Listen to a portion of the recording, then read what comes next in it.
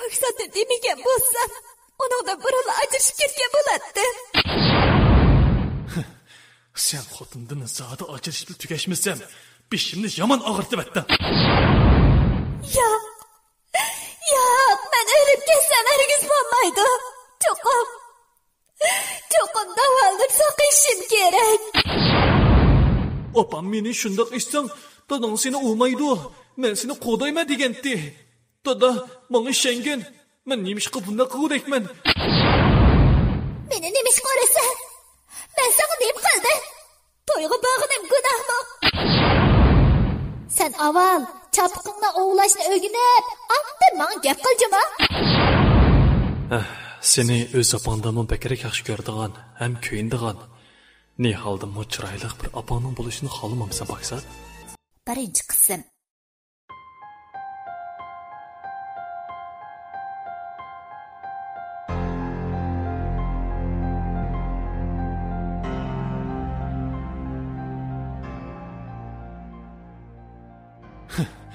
Sen xotindan zodi ajrashib tugashmasam, beshimni yomon og'irtib etding. Al xitingni, chiq uydan. Quloqdan yeydigan ish bo'lsa, sening bilan tutmabdimi bu uyni? Nimishqa bundaq deysan, Kamal? Men senga nima yomonlik qildim? Ishlab ozroq pul topayli degan gapimning nimasiyami?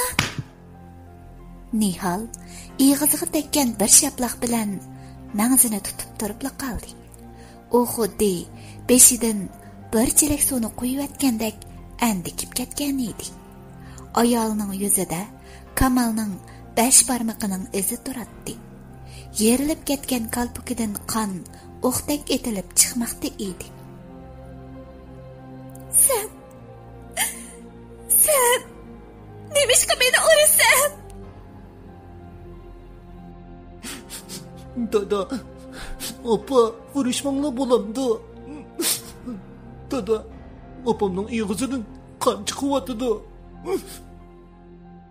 Kamal o'g'lining so'zini nazarga olmasdan g'azabga to'lgan ko'zlarini Nihalga qadab turib, deganning kashkichi nega bording? Nada tuding? Nima ish qilding? Kim bilan ko'rishding deb hamma ishimga aralashsa. Sening dadingda men bir kunim xotirjam o'tkazolmas bo'ldim. Ikki gapingning biri bo'lsa, pul top, ishlar deysa. Qani ayta. Men seni oshalg'ash qo'ydimmi? Ha? Haqqi muhtoj qildimmi ya? Aram alay deb bir soat yetib o'g'ichi eg'iz yipilmas qutidek suvaning ichilib ketdi. Men zodi sening xitingni berib peshimni saqaytmasam, xotirjamlikka ulishmaydigan o'xshayman. Vaqirg'inicha shundoq deydi. Nihalning qalbidagi qon to'xtay demaydi. Hech sababsizligigan bir tasdiki uchun ko'zlaridan munchoq yoshlar qo'yiladi. Texi amdila 7 yoshga kirgan Paksat o'yladiki, supida turgan qog'ozni olib kelib, apsiga berdi. Opa, ola, ig'izini surtib olgan, qon chiqib ketibdi. Deydi u yig'lab turib. Shu topda bu sabiyning yuragi achchiq bo'layotdi. Apsining ig'izdan to'xtamay temayotgan qon tomchisiga qarag'anida ko'z chanoqlaridan ixtiyorsiz yoshlar to'kilib ketadi. Qon Nihalning qo'lidagi qog'ozdan o'tib, o't qashdek gelam ustiga tomchiydi. Mundaqcha qilib aytganda, qon gelamga emas, Nihalning yuragiga naqsh bo'lib o'yilmoqda edi. Bu tunji qatim Kamalning Nihalga qo'l takkizishi edi. Odam degan tong otgan har bir kuni o'ssa, qo'rsiqqa to'yganni bilibli yassi bo'lamdi. Yalang'och qolmasala, osh qolmasala, hamma ish hal bo'lamdi. Undaq kun o'tkazganning hayvon bilan nima farqi bo'lsin? Oilasi uchun, kelgusi avlodlar uchun aslan o'ylanmagan, tirishmagan odamning qanday odam bo'la salaydi bo'lsin. Tunji qatim. Sening bilan to'y qilib 8 yildan buyon tunji qatim. Hech sababsizlar menga qo'l tekkizdim. Isit sana. Nihal bir tarafdan so'zlaydi, bir tarafdan yoshlarni surtadi. Har gap qilganida yaproqdek titrab turgan nepiz lavlaridan qon lepildab eqib, og'riq uning butun badaniga tarab ketadi. Seningdek tavxu xudunni tayoqqa ko'mibasi bo'ldi-ki. Necha vaqtdan urmog'im uchun bu shunday ig'iz g'irishg'irik bo'lib ketdim. O'zing chitixi, men yaratmay ketibsan. Sen bek esli yashayotgan o'xshamamsan.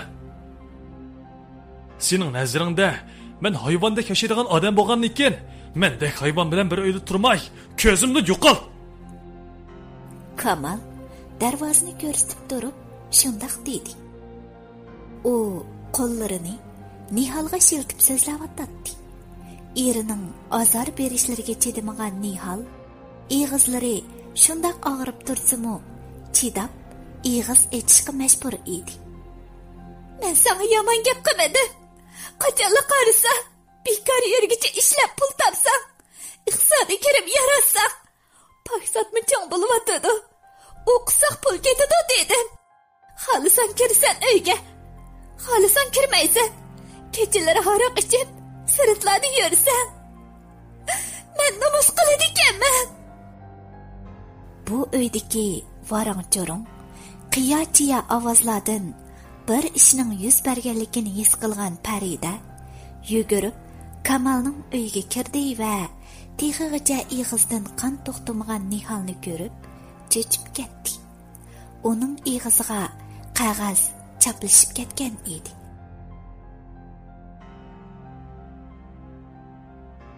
Qalbingiz yerilib ketibdi, Nihal.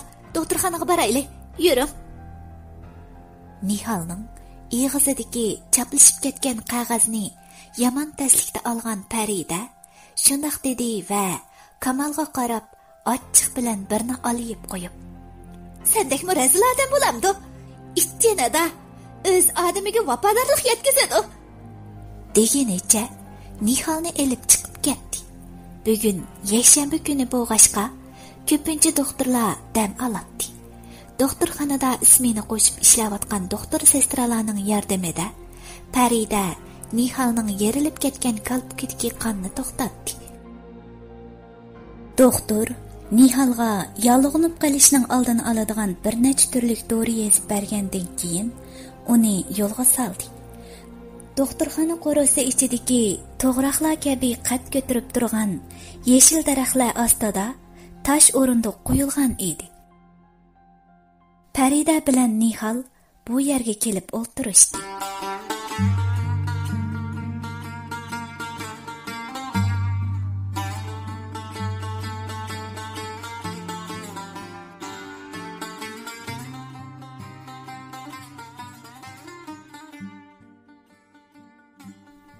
Nihalning bo'lsa birdamning ichidala tushib qolgan o'zining bu bechora holatiga qarab ichi siyrilib ketgan edi.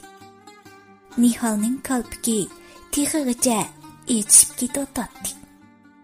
Ko'nglingizni bozmang, Nihal. Ishlar cho'qim yaxshilanib ketadi.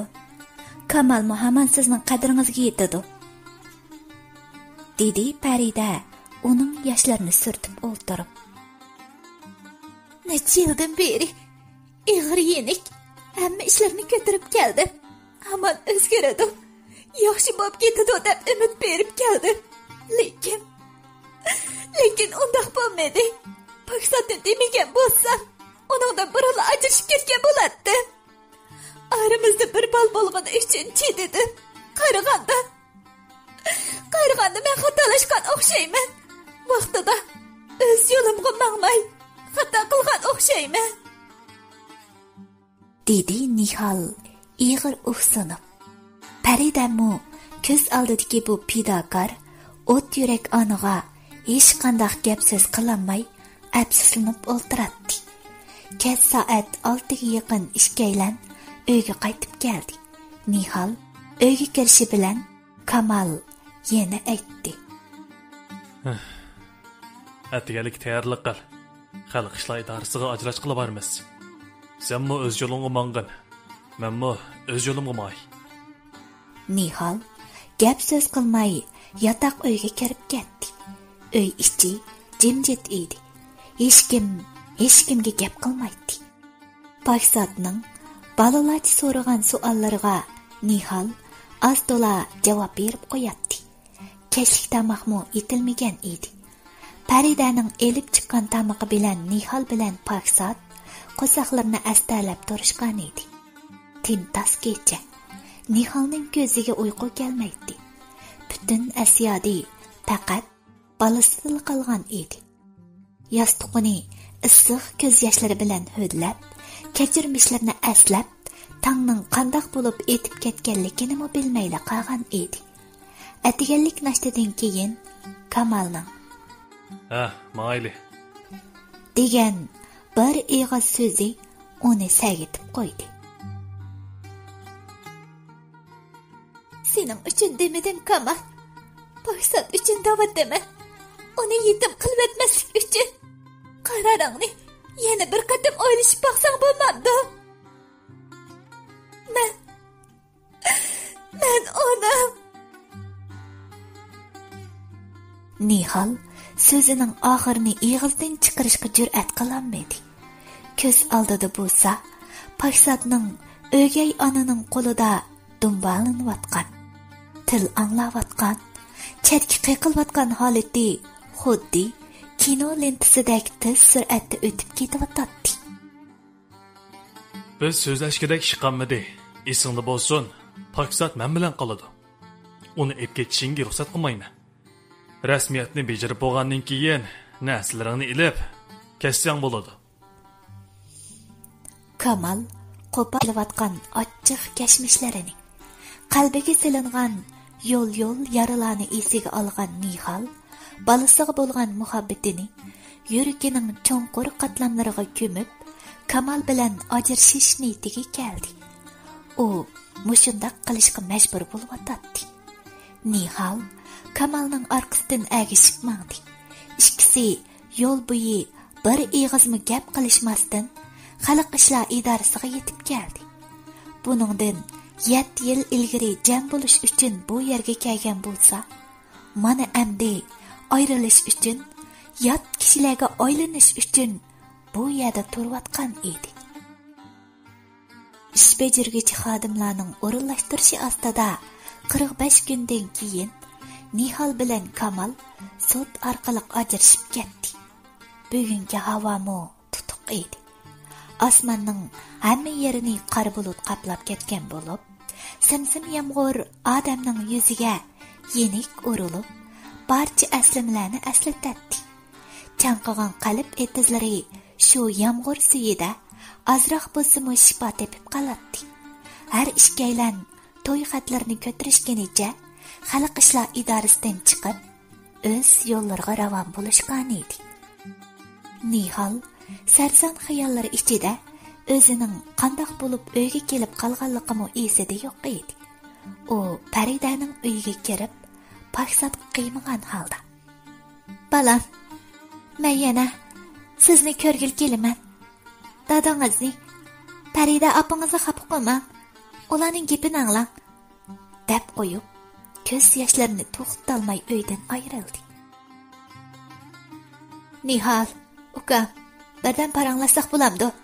Nihal, to'xtang." Paridaning ovozlari uningga uzatgan qo'llari bo'shliqda laylab qolgan edi. Paksatmi opasining ko'nglini tushangandek unsiz yig'lab, opasi bilan gap so'zsiz xo'shlashgan edi. Demak, bu sabining kichik turibla yuragi puchuq bo'lib qolgan edi. Parida bir yonda turib, ona balaning hijroniga dili sunatdi. Parida Kamalning ochisi edi. Kamalning ota-onasi u kichik vaqtida tugab ketgan bo'lg'ashqa, Kamal tog'asi tarafdan beqilib cho'ng bo'lgan edi. Nihalnimi Osman aka Kamalga olib bergan edi. U haqiqatan yaxshi ayol edi. Lekin Kamalning hurunligi, tarsaligi va ta'tirligi sababli ularning turmushi ko'ngildagidek bo'lmay, mana bugungi kuniga kelib ajrashib ketgan edi. Qarab turibla bu oq ko'ngil, vafodor, esil axloqli kelinidan ayrilib qolganiga o'z-o'ziga ochiq kelayotgan Parida yerga qarab go'shiyib turgan Kamaldan ochiqini chiqarg'isi keldimi qandaq ich-ichidan qaynab so'zlabli ketdi. Bu sening nima qilganing Kamal? Hech ish bo'lmaganda xiyoliy o'ltirsan-ku. Balangni bosimi o'ylasang bo'lmadi. Sana deysam, Nihalda qizni endi bu umringda hargiz topolmaysan. Qarab turibla, yo'q ishlarga uningdan ajrashib ketding. Ajiba balang, o'z onasi bilan, o'z dadasi bilan birga xotirjam sog'lom o'sib yetas bo'lmasmidi? Ko'ramiz dahi. Birni xorlagan bilan menga xor bo'lib o'ksaydigan jahon bu. Bo'libmi?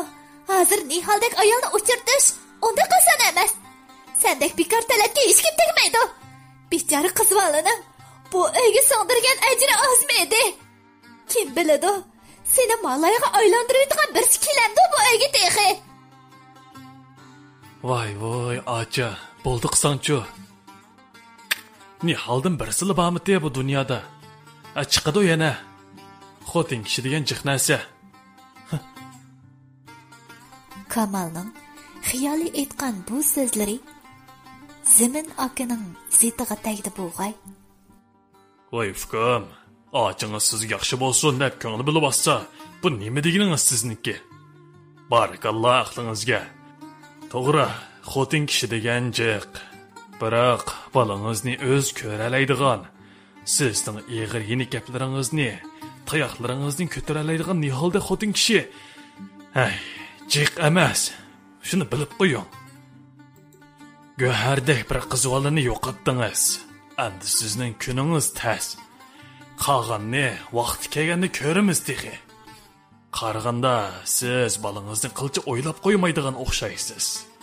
Xotin kishi ko'p deb oldingizga kim uchirsa, shuni oladigan o'xshaysiz, afgan. Hay, qaranglar, ma bolaning gapiga. Deb so'zlab ketdi Zimin aka. Zimin akaning so'zlaridan bir oz xajil bo'lgan Kamal asta o'rnidan turib chiqib ketdi. Paksat Paridaning yanida edi. Kamal ko'pincha sirtlarda yurib, eziq turishlarga uchirdi-mu aytavur, yo'q ishlarni bahona qilib, Nihaldan shunday tezla voz kechgan edi. Lekin u Paksatning buningdan keyingi kelgusini qilchimi o'ylabmi baxmagan edi. Paksatmi o'zini yana qanday taqdirning kutib turganligidan xabarsiz edi. Ota-bola ikkalanning birda osh, birda to'q kunlari boshlanib ketdi. Paksat kunduzlari Paridaning yanida turadi. Oqshimi Kamalning yaniga chiqib ketadi. Kamal kelmagan kechalari yig'lig'anicha Paridaning qo'ynida yetib uxlab qoladi. Kamalning hozir Paksat bilan mukari yo'q edi. U qayada nemish qilyotidi, nima yeb yuriyotidi, qilcha xiyoliga kirib chiqmaydi. Ancha-muncha kechalarda billa uxlaganni hisobga olmaganda, ikkisi billa emas edi.